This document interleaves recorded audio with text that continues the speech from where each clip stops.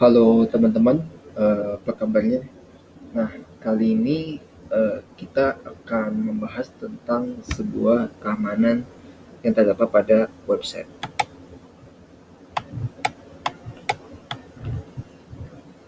Nah, keamanan website ini adalah upaya untuk melindungi dan menjaga website dari serangan virus maupun hacker yang terkoneksi melalui sebuah jaringan.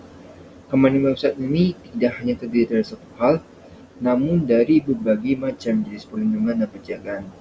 Seperti yang diketahui, virus dapat menjangkiti perangkat software komputer melalui berbagai macam cara, di antaranya melalui jaringan LAN atau Local Area Network, melalui media transfer seperti hard disk eksternal dan flash disk, eh, download file tanpa memastikan kapan web download terlebih dahulu, dan juga dari sisi faktor pengguna sendiri yang kurang berhati-hati dan masih banyak yang lainnya.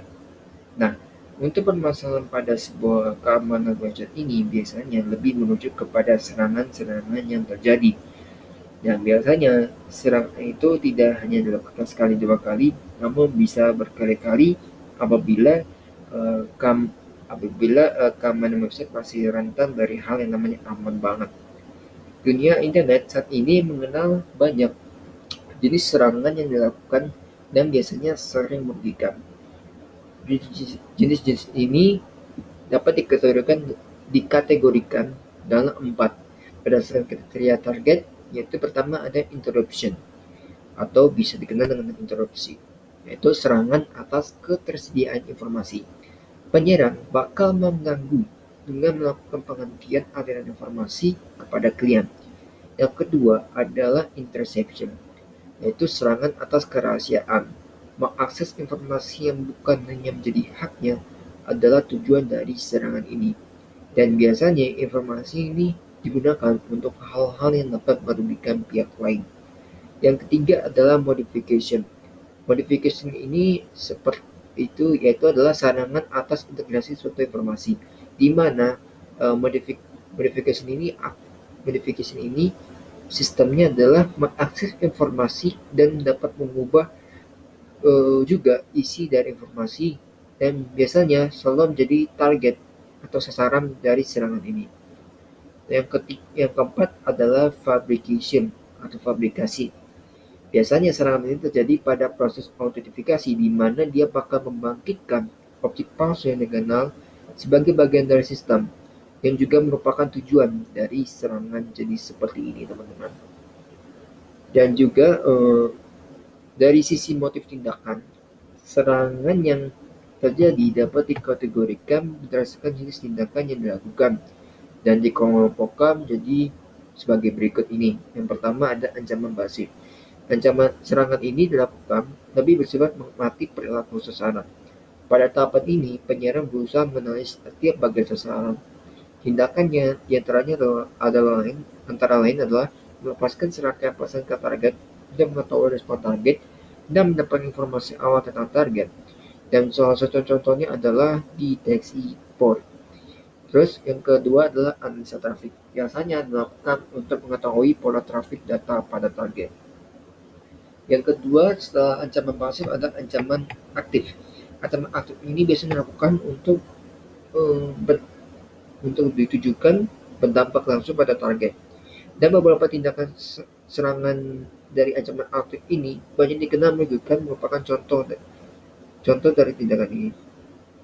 Yaitu diantaranya dalam masquerade, yaitu penyerangan dikenali sebagai bagian dari alias identitas yang berwenang. Yang kedua adalah replay.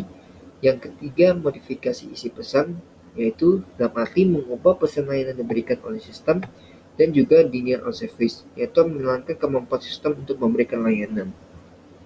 Um, untuk serangan-serangan ini bisa kita atasi ya teman-teman. Dan biasanya ini selalu terjadi pada hal permasalahan pada suatu keamanan website, seperti ancaman pasif maupun ancaman aktif yang sudah saya jelaskan, jabarkan tadi ya teman-teman. Nah, eh, untuk mengatasi atau untuk solusi di dalam mengurangi eh, peretasan atau kelemahan dari sebuah keamanan website ini bisa dilakukan dengan berbagai cara. Dan biasanya keamanan website ini penting sekali dan sangat penting karena dapat mencegah hacker untuk masuk dan merusak website Anda. Salah satu keamanan website yang baik adalah mengetahui cara apa saja yang dapat dilakukan untuk meminimalisir risiko terkena hack. Keamanan website dapat disusun setelah memperhatikan 3 poin penting sebagai fondasi awal, yaitu yang pertama adalah proteksi. Nah, proteksi ini kalau saya gampangkan, ya istilahnya kayak lo sebagai sapam dari sebuah keamanan website tersebut. Yang terpenting dalam keamanan website jangan sampai proteksinya lemah. Dan cara yang bisa dilakukan adalah dengan selektif memilih penyedia hosting web. Di luar sana banyak web hosting provider yang menawarkan harga murah namun ternyata kualitasnya rendah banget, lebih rendah maksudnya. Resikonya adalah terkena hack yang lebih tinggi. Jadi hackernya jadi kalau misalnya kita membayar web hosting yang kualitasnya rendah dengan harga murah, kemungkinannya adalah hacker profesional bakal bisa melakukan serangan atau peretasan pada keamanan website Anda. Dan lebih baik memilih provider yang benar-benar terpercaya dan juga memiliki kualitas yang stabil dan baik. Memastikan untuk membatasi dan mencepatkan website dari awal atau maksudnya membatasi dan menjembatani website dari awal adalah sebuah tindakan yang tepat untuk memperkokoh keamanan website tersebut. Yang kedua ada deteksi atau detection, yaitu mendeteksi sejak awal dan menginstal beberapa aplikasi atau software pendukung yang dapat membantu website Anda menemukan dan mengetahui keanehan atau hal yang tidak biasa pada website. Ada hal yang kedua harus dilakukan. Nah, biasanya untuk cara kerja deteksi ini dia bakal meng-scan apa kelemahan dari sebuah keamanan website tersebut. Dan biasanya kalau misalnya ada hal-hal dalam sebuah keamanan website, itu biasanya bakal dilaporkan seperti itu, teman-teman. Apabila Anda telah memilih web hosting provider yang stabil dan juga baik, maka selanjutnya adalah mendeteksi hal-hal apa saja yang tidak biasa atau yang mungkin terjadi pada website tersebut. Seorang hacker bisa saja menyusup ke dalam sebuah website dan kemudian meninggalkan atau bisa dibilang mengupload sebuah kode tertentu maupun sebuah virus. Nah, biasanya untuk kode tertentu ini dia bakal untuk bagaimana cara kerjanya, dia bakal masuk ke keamanan website kita dan dia bakal meninggalkan sebuah kode seperti yang saya jelaskan tadi, dan biasanya kode itu dapat digunakan sebagai jalan untuk menghack website tersebut. Maka dari itu, keamanan website perlu dievaluasi secara berkala dan diingatkan kembali. Dan biasanya, mendeteksi secara dini adalah sebuah tindakan pencegahan yang tepat yang harus dilakukan untuk meningkatkan keamanan website. Yang ketiga adalah pemulihan atau recovery. Nah, biasanya tidak jarang nih, sebuah website mengalami down karena banyaknya pengunjung pada suatu waktu, atau karena hal-hal yang lainnya. Yang biasanya dilakukan adalah men-setting ulang atau reboot sistem website tersebut. Yang mungkin orang-orang lupa adalah pada saat reboot, bukan tidak mungkin seorang hacker dapat masuk ke website Anda. Jadi pada saat kita proses reboot ini, teman-teman, hacker bakal masuk ke sistem website kita, teman-teman. Maka dari itu, untuk meningkatkan keamanan website, setidaknya Anda juga perlu membackup.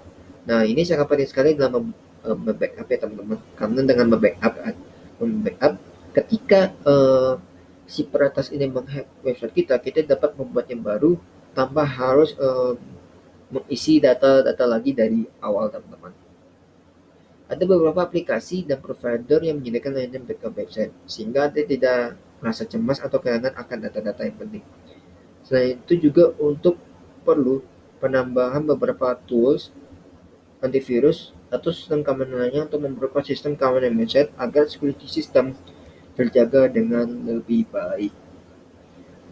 Oke, mungkin Segitu aja teman-teman dari saya kurang lebihnya, mohon maaf, terima kasih dan sampai jumpa.